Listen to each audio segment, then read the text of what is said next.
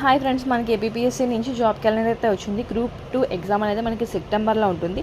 So మనం ఇప్పటి నుంచి ప్రిపేర్ అయితే అప్పుడు క్రాక్ చేయొచ్చు.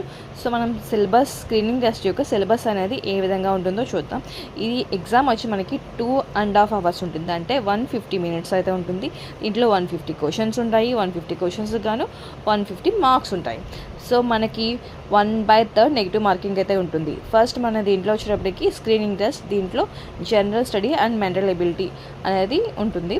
సో మనం దీంట్లో వచ్చి ఫస్ట్ చరిత్ర అనేది చూద్దాం. భారతీయ చరిత్రలో మనకి 30 మార్క్స్ ఉంటాయి అప్రాక్సిమేట్లీ, ఒక్కోసారి అడిట్ అవ్వచ్చు. సో మన దాని నుంచి ఫస్ట్ మనం భారతదేశ చరిత్రని 3 parts కింద డివైడ్ చేసుకున్నారు. ప్రాచీన చరిత్ర, మధ్యయుగ చరిత్ర, ఆధునిక చరిత్ర. ప్రాచీన చరిత్రలో మనం చదవాల్సిన టాపిక్స్ ఏంటంటే సింధు లోయ నాగరికత మరియు వేదయుగం యొక్క లక్షణాలు.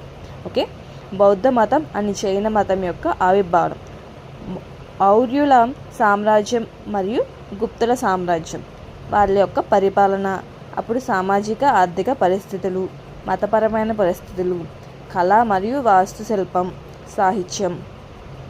లాస్ట్లో వచ్చినప్పుడు హర్షవర్ధన అతని విజయాల గురించి చదవాలి.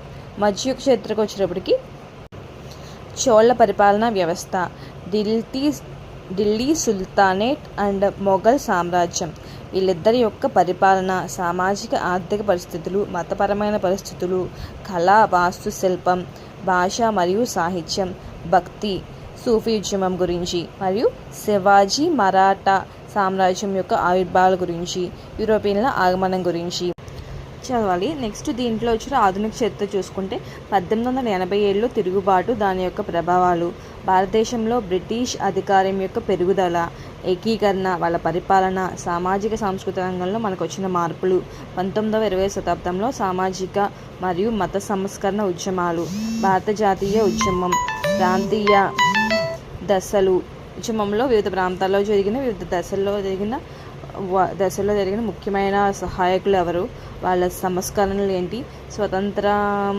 తర్వాత దేశంలో ఏకీకరణ ఏ విధంగా జరిగింది, పునరుద్ధీకరణ ఏ విధంగా జరిగింది అనే అంశాలు చరిత్ర పాయింట్ ఆఫ్ వ్యూలో వస్తాయి. ఇంకా టాపిక్స్ ఉన్నాయి, అవి నెక్స్ట్ పార్ట్లో మనం అయితే చూద్దాం. ఈ వీడియో మీకు నచ్చినైతే లైక్ చేయండి, సబ్స్క్రైబ్ చేయండి. మరిన్ని వీడియోస్ కోసం నా ఛానల్ సబ్స్క్రైబ్ చేసుకోండి.